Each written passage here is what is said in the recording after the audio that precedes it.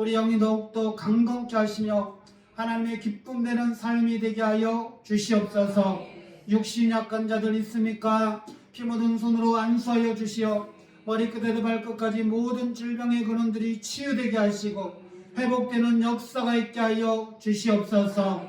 이 시간 주의 말씀이 들려지게 하시며 저 하늘의 영광이 볼 수 있는 귀한 은혜의 시간 되게 하여 주옵소서. 예수님 이름으로 기도드립니다. 아멘. 할렐루야.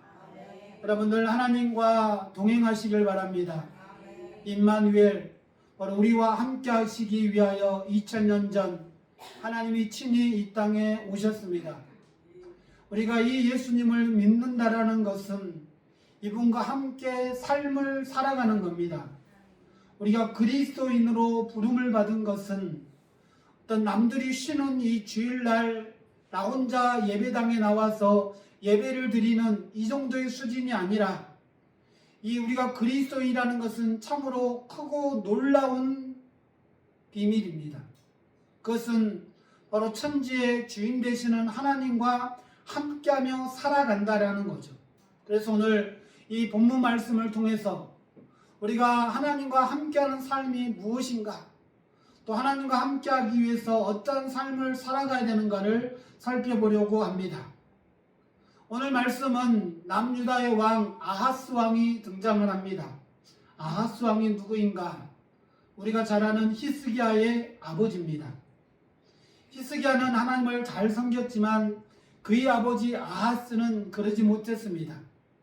그리고 이 아하스 왕이 통치하던 시기에 굉장히 큰 일생일대 최대의 위기가 찾아옵니다. 그것은 이 남유다 동쪽으로 아수르라는 나라가 세워졌고 그 나라가 점점점 강해집니다. 그때에 이 아수르가 강해지는 것을 보고 북쪽에 있었던 북이스라엘과 그리고 북이스라엘과 함께했던 더 위쪽에 있는 아람 국가가 동맹을 맺어요. 우리가 아수르가 커지니까 저 아수르를 견제해야겠다. 그래서 아람과 북이스라엘이 동맹을 맺고 이 동맹에 남유다가 동참하기를 추구합니다. 그런데 이 아하스 왕이 전혀 다른 마음을 먹어요. 나는 너네들과 동맹을 맺지 않겠다. 그러자 아람과 북이스라엘 왕이 그러면 안 되겠구나. 그래서 둘이 연합군을 형성해서 아하스를 치게 됩니다.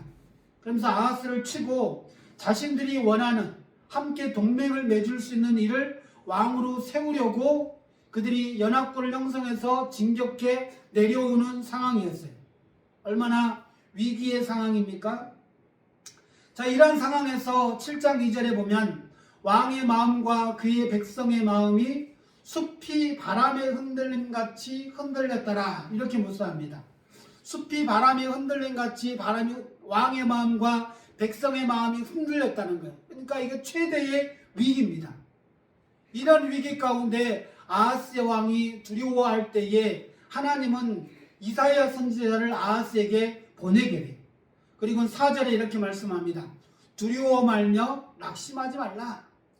그리고 9절에 가서 그 일은 서지 못하며 이루어지지 못하리라. 지금 아람과 북이스라엘이 연합군을 형성해서 너를 공격해 오려고 하는데 너 두려워하지 말아라는 거예요. 왜? 내가 너와 함께 할 거니까. 내가 너를 도와줄 거니까. 그런데 이렇게 말씀하시는데 아하스 왕이 믿지 않는 거죠. 믿음이 없으니까. 그래서 오늘 본문에 한 가지 놀라운 제안을 하게 됩니다. 너는 네 하나님 여호와께 한 징조를 구하되, 그러니까 내가 너와 함께 하겠는데 너 나를 잘 못 믿는 것 같은데 나한테 징조를 구하라는 거예요. 어디서 징조를 구하느냐? 깊은 데서든지 높은 데서든지 구하라. 그래서 깊은 데라는 것은 수월, 지하세계에서 구하든지 아니면 저 하늘 높은 곳에도 상상할 수 없는 징조를 구하라는 거예요. 그러더라도 내가 그 징조를 너에게 주겠다라는 겁니다. 우리가 징조하면 생각나는 인물이 있죠. 사사기의 기드온입니다. 그는 겁쟁이였고 하나님이 그를 찾아오셔서 기드온아 내가 너와 함께 하겠다. 기드온이 두려웠어요. 그래서 하나님께 징조를 구하죠. 하나님 아침에 이슬이 내리는데 땅이 다 젖더라도 제가 놓은 이 양털만 마르게 해주십시오. 이게 말 같지 않는 말이죠. 그런데 하나님이 그 징조를 들어주셔요. 한 번의 징조로 끝나지 않습니다. 하나님, 이건 또 뭐 그럴 수도 있으니까 이번에는 이 양털에만 이슬이 촉촉히 적시고 땅은 마르게 해주십시오. 그래서 또 하나님께서 그 징조를 들어주셔요. 이걸 보고 기드온이 용기를 얻고 300명을 데리고 18만 5천 그 대군과 싸워서 승리하잖아요. 이게 하나님이 구하라는 징조입니다. 하나님은 아하스 왕이 믿음이 없다라는 것을 아셨어요. 그래서 나를 신뢰하라, 내가 너와 함께 하겠다 라고 말씀하시는데 그 말씀을 아하스 왕이 듣지 않는 거예요. 그래서 너 나한테 듣지 않는데 나한테 징조를 구해라. 그럼 내가 징조를 주겠다. 너와 함께 하겠다는 징조를 주겠다라는 거예요. 그런데 아하스 왕이 12절에 이렇게 답합니다. 나는 구하지 아니하겠나이다. 나는 여호와를 시험하지 아니하겠나이다. 나는 여호와를 시험하지 아니하겠나이다. 굉장히 믿음 있는 표현처럼 들리지 않습니까? 신명기 6장 16절에 보면 너희의 하나님 여호와를 시험하지 말라라는 말씀이 있어요. 하나님, 저는 하나님 앞에 징조를 구하지 않겠습니다. 그래도 저는 하나님을 믿겠습니다 라는 뜻이 아니고, 이 아하스는 하나님을 시험하려는 것이 아니라 하나님을 향한 신뢰가 전혀 없었다라는 거예요. 아하스 왕은 이미 마음에 계획을 하고 있었습니다. 무슨 계획? 왕궁의 모든 금은보화와 성에 있는 모든 금은보화를 다 모아서 아수르와 아람이 쳐들어오는데 자기는 그 아수르와 동맹을 맺겠다라는 그런 마음이 있었다라는 것. 그리고는 이제 금은보화를 모아서 아수르 왕에게 바치게 됩니다. 조공으로 바치게 되죠. 그러자 아수르가 아람과 북이스라엘이 공격해 올 때 아수르가 개입을 하게 되고, 이 아람과 북이스라엘은 패망을 하고 아하스 왕은 위기를 일단 모면하게 됩니다. 이게 이 이사야서 6장에 있는 7장에 있는 내용의 말씀이에요. 그런데 오늘 이 이야기는 단순히 성경에 기록된 아하스 왕만의 이야기가 아닌 오늘을 살아가는 저와 우리의 이야기일 수 있다라는 거예요. 우리도 삶을 살아가다 보면 이 아하스 왕처럼 인생의 위기를 맞이할 때가 있습니까? 없습니까? 있는 거예요. 늘 건강의 위기가 올 때도 있고, 금전의 위기가 올 때도 있고, 가정의 위기가 올 때도 있고, 삶의 위기가 올 때도 있고. 그런데 그런 위기가 오면 어떻게 합니까? 재정의 위기가 오면 그것 때문에 기도하기보다 어떤 방법으로 내가 돈을 구할까? 사람과의 관계의 문제가 오면 이걸 하나님께 지혜를 구하기보다 사람들에게 조언을 구하고 알만한 사람에게 상담을 하고 그런다는 것. 또 건강의 문제가 오면 명의를 찾아가고 좋다는 병원을 찾아가면서 나름대로의 방법을 구사합니다. 제가 이 무지개교회가 개척된 지 16년이에요. 지금까지 단 한 명도 저한테 상담을 요청한 사람이 없어. 이거 대단하지 않아요? 그만큼 우리 교회 성도들은 그냥 건강하다라는 거예요. 과연 정말 그럴까? 아니, 문제가 생기면 목사한테 상담을 해야 하는데 아무도 상담 요청을 하지 않는 거예요. 이건 참 불가능해요. 그래서 제가 요새 고민에 빠졌어요. 우리 성도들이 과연 그렇게 건강하고 평안하고 안정된가? 아니면은 목사가 너무 담을 치고 있는가? 여러 가지 생각에 빠져 있습니다. 여러분 어떠십니까? 목사와 상담한다라는 것은 물론 직접 하나님 앞에 구하는 것도 있겠지만 목사를 통해서 하나님께 지혜를 구하는 그거 아닌가요? 근데 왜 아무도 상담을 요청하지 않느냐고. 제가 상담을 못할 것 같이 보이십니까? 저도 상담사 자격증도 있어요. 그런데 아무도 저에게 묻지 않아요. 믿음이 좋으셔서. 이사야서 8장을 보게 되면 이 아하스의 선택에 대하여 성경이 이렇게 말씀합니다. 실로아에 흐르는 잔잔한 물을 버리고 찬이라고 흉일한 물을 택했다라는 그러한 표현을 씁니다. 왜냐하면 잠잠하게 기다리고 함께 하시는 하나님을 뒤로 한 채 아수르를 선택했다라는 거예요. 결과는 어떻게 됐을까요? 아람과 북이스라엘의 연합군은 패망하여 물러갑니다. 그러나 결국 이 남유다는 아수르의 속국이 되고, 그리고 아하스가 의지했던 그 아수르는 아하스를 힘들고 어려운 굴레의 그를 씌워버린다는 거예요. 우리가 이 성탄절을 통해서 우리가 오늘 배울 교훈은 바로 이 부분입니다. 내가 누구를 의지하고 누구와 함께 해야 되냐는 거예요. 오늘 아하스는 하나님의 요청을 거부했음에도 불구하고 하나님은 이 아하스를 포기하지 않으십니다. 그리고 이제 14절에 이렇게 말씀하시죠. 그러므로 주께서 친히 징조를 너희에게 주실 것이라. 너 나한테 징조 구하지 않는데 그럼에도 불구하고 내가 너에게 징조를 주겠다라는 거예요. 이게 하나님의 은혜입니다. 이게 하나님의 사랑입니다. 우리가 거절해도 하나님은 우리를 포기하지 않으셔요. 우리가 하나님을 신뢰하지 않아도 하나님은 우리를 외면하지 않으십니다. 이게 성탄절의 복음이. 우리가 하나님을 찾지 않으니까 하나님이 친히 우리를 찾아서 우리에게 찾아오신 거예요. 할렐루야. 이게 바로 성탄. 그리고 말씀하실 때 하나님 주께서 친히 징조를 너에게 주실 것이니, 주께서 친히 하나님께서 직접 하나님께서 친히 개입하신다는 것. 그 징조가 뭡니까? 보라, 처녀가 잉태하여 아들을 낳을 것이요 그 이름을 임마누엘이라 하리라. 처녀가 어떻게 아기를 낳습니까? 불가능한 일이에요. 너 내가 저 깊은 곳에서 또 저 높은 곳에서 징조를 구하라고 하는데 징조 구하지 않았잖아? 내가 너에게 대신 징조를 주겠다는 거예요. 어떤 징조? 하나님이 함께 하신다는 징조. 그 징조가 뭡니까? 처녀가 잉태해서 아기를 낳는 징조예요. 이것은 사사기에 등장하는 기드온의 그 이슬 징조보다도 엄청난 징조라는 거예요. 그래서 이 아하스와 같은 삶을 살아가는 오늘 저와 우리에게 하나님이 함께 하신다는 것을 분명하게 보여주시겠다는 것. 그게 뭡니까? 처녀가 잉태하여 아이를 낳는 것. 이거는 여러분 우리가 다시 한번 깊이 생각해야 합니다. 우리가 어려서부터 처녀 마리아가 잉태해서 아기를 낳았대. 그리고 그 이름을 임마누엘이라 하는데 이게 너무나 우리가 믿음이 좋아서 그냥 받아들이는데 한 번쯤은 오늘 한번 짚고 넘어가 보자라는 거예요. 여러분 처녀가 아기를 낳을 수 있습니까?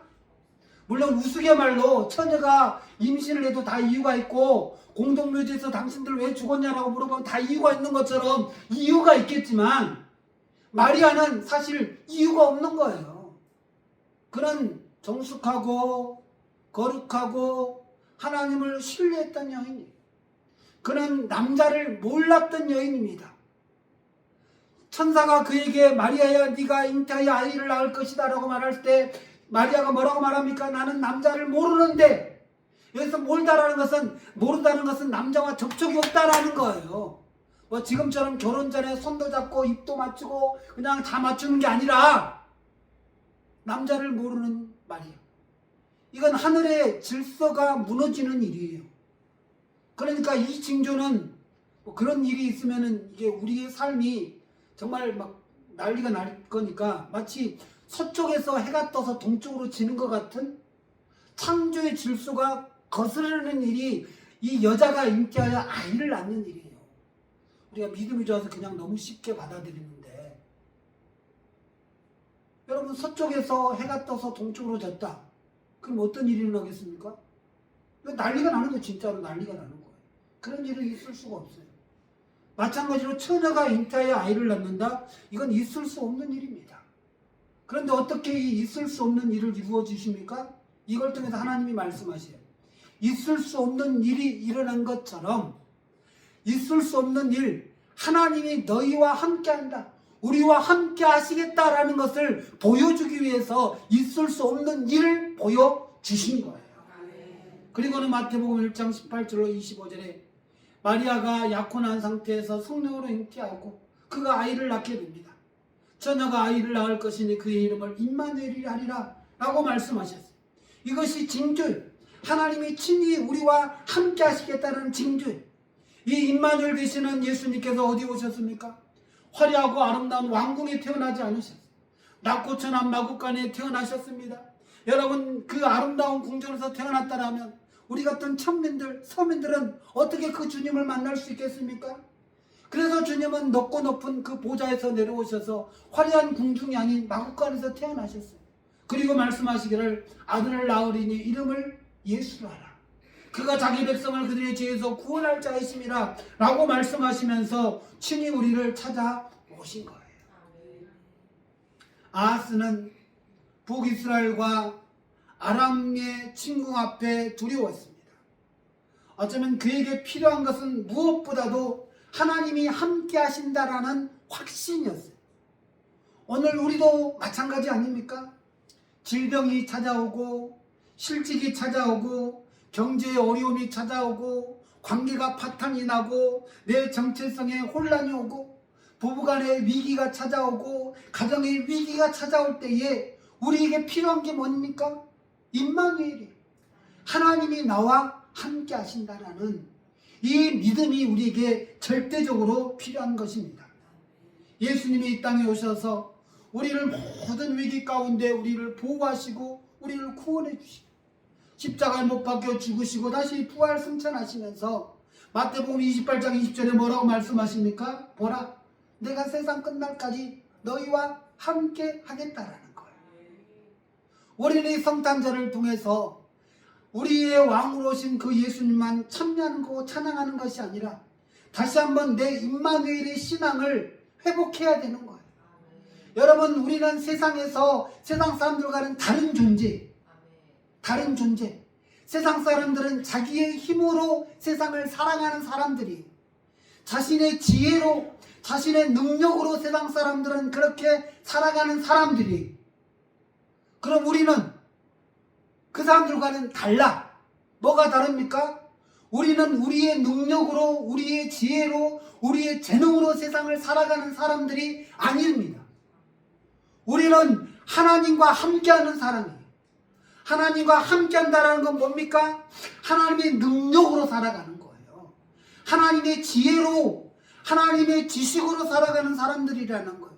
그래서 우리는 세상 사람들과는 달라요. 세상 사람들은 아무런 개념 없이 기쁘다 구주 오셨네, 성탄주리도 교회보다 더 이쁘게 만들고 화려하게 만들어도 걔네들과 예수님과는 아무런 소용이 없는 거예요. 걔네들은 그냥 성탄절 이건 상술에 불과한 거예요.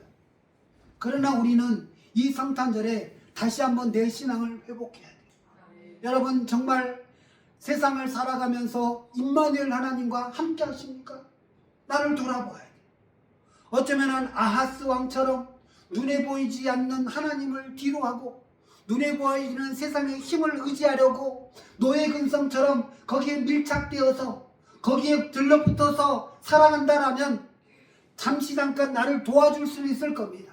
세상의 돈이 나를 도와줄 수 있고 세상의 친구가 나를 도와줄 수 있고 세상의 권력이 나를 잠시 잠깐은 도와줄 수는 있을 거예요. 그러나 결국 그들은 그들의 마술을 드러냅니다. 아수르처럼. 그리고는 아하스 그 남유다를 속국으로 삼고 그 경제를 수탈했던 것처럼 나를 조금씩 나를 수탈하고 빼앗아 갈 거예요. 목사님, 제가 믿는 사람 그렇지 않아요. 아니요. 여러분, 세상을 믿지 마세요. 하나님도 안 믿으시면서 왜 세상을 믿으시며 살아가십니까? 임마누엘로 오신 예수 그리스도를 영접할 때에 우리는 세상에서 참 당당한 또 능력 있는 삶을 살아갈 수 있습니다. 그러기 위해 우리는 예수 그리스도를 구주로 영접해요. 예수 그리스도께서 나를 위하여 십자가에 못 박혀 죽으셨고 부활하셨고 그분을 통하여 길이요 진리요 생명 되시는 그분을 통하여 거룩하신 하나님 앞에 나아갈 수 있으며 거룩하신 하나님 앞에 나아가 때를 따라 돕는 은혜를 얻기 위하여 그 보좌 앞에 우리가 기도할 수 있는 것, 이게 그분을 구주로 영접한 자들의 삶의 모습이에요. 그래서 우리가 예수 그리스도를 구주로 영접했다라면, 그분과 함께 했다라면, 여러분, 세상에서 여러분이 학력이 조금 낮다라도 지능이 조금 부족하더라도 걱정하지 마세요. 왜? 우리에게는 누가 함께 하니까? 하나님이 함께 하시니까. 지혜가 부족하면 지혜의 하나님, 이 시간 나에게 필요한 지혜를 주십시오. 기도하라는 거예요. 재능이 부족하면 재능의 하나님, 이 시간 나에게 재능을 주십시오 라고 기도하라는 거예요. 그게 그분을 구주로 영접하는 삶이에요. 그리고 그분과 함께 해야 됩니다. 예수님과 함께하는 삶은 우리의 삶에 안식을 줘요. 우리의 삶에 평안을 줘요. 우리의 삶에 강하고 담대함을 준다라는 거예요. 정치를 의지합니다. 민주당이 되면, 국민의힘이 되면 나에게 조금 유익이 되는 사람, 그런 사람들이 있어요. 또 물질을 의지하는 사람이 있어요. 내가 지금 돈이 얼만데 조금만 더 모아놓으면, 뭐 조금만 더 이렇게 뭐라 그러죠, 이렇게 좀 이렇게 뻥튀기를 하면, 또 사람들을 의지하는 사람이 있어요. 얼마 전에 뉴스에 한 신문에 기사가 나왔더라고요. 여자분이 기사를 올렸는데 나이가 65세. 근데 그분이 남편이 은퇴하고 집에 있는 재산을 다 팔아서 3억 5천 정도 되는데 그 3억 5천을 가지고 해외여행을 떠났어요. 30개국 6년 동안. 그리고 3억 5천을 다 썼어요. 다 쓰고 나서 이제 아들한테 딸한테 이제 엄마 아빠가 해외여행을 가지고 돌아다니고 돈을 다 썼으니까 너네 집에 같이 살자. 그랬더니 아들이 나는 엄마 아빠와 같이 살 수 없다. 딸이 엄마 아빠와 딸 수 없다. 이러고는 몰아내서 하소연을 하면서 그 인터넷에 글을 올렸더라고요. 제가 속으로 그랬어요. 바보. 여러분, 우리의 자녀들은, 여러분의 자녀들은 여러분을 책임져 주지 않아요. 아무리 여러분이 유산을 많이 상속해줘도, 물론 상속해줄 유산이 없을 수도 있겠지만 상속해준다고 해서 당장에는 우리 엄마 최고, 우리 아빠 최고하지만 여러분, 여러분의 자녀들은 여러분을 책임져 주지 않습니다. 여러분의 내일은 여러분이 책임지셔야 돼요. 그러니까 막막하잖아요. 여러분의 내일은 하나님이 책임져 주십니다. 그 어떤 것도 우리를 책임져 줄 게 없어요. 돈도, 자식도, 여러분 알지 않습니까? 자식은 엄마 아빠가 주머니에 돈 있을 때 그거 떨어질 때까지는 아들 노릇 딸 노릇해요. 어떤 집이든 다 똑같습니다. 우리 아들은 아닐 거야. 속지 마세요. 오늘을 기억하시기 바랍니다. 결국 우리가 의지하고 신뢰할 대상은 아수르가 아니에요. 그 자녀도 아수르예요. 물질도 아수르예요. 건강도 아수르라는 거예요. 당장은 나를 도와줄 수 있지만 결국은 아수르는 나를 속국으로 삼을 뿐입니다. 결국 우리와 함께 하시고 우리에게 힘을 주실 분은 유일하신 임마누엘로 오신 바로 예수 그리스도이십니다. 그분과 함께 할 때에 여러분의 삶이 그분의 도우심으로, 그분의 은혜로 다시금 일어나고 회복될 줄로 믿습니다. 임마누엘로 오신 그 예수 그리스도를 향한 그 믿음이 여러분 다시 한번 회복되어지는 이 성탄절이 되시고, 여러분 늘 생각하십시오. 내가 과연 임마누엘 되시는 하나님과 함께하고 있는가? 그분을 의지하고 있는가? 아니면 눈에 보이는 아수르를 의지하고 있는가를 돌아보시고, 여러분이 눈에 보이는 아수르를 의지했다면 이제라도 아수르와 단절하시고 여러분과 함께 하시는 그 임마누엘 되시는 하나님과 함께 할 수 있는 귀한 성도들 되시길 바랍니다. 기도드리겠습니다. 할렐루야. 좋으신 아버지 하나님 감사합니다. 우리와 함께 하시기 위하여, 우리를 도와주시기 위하여 이 땅에 오신 임마누엘 하나님을 찬양하며 경배합니다. 오늘 아하스 왕은 눈에 보이는 아수르의 힘을 의지하였지만 오늘 우리는 우리와 함께 하시는 하나님을 의지하게 하시고 하나님의 도우심으로 살아갈 수 있는 믿음의 성도들 되게 하여 주옵소서. 예수님 이름으로 기도드립니다. 아멘.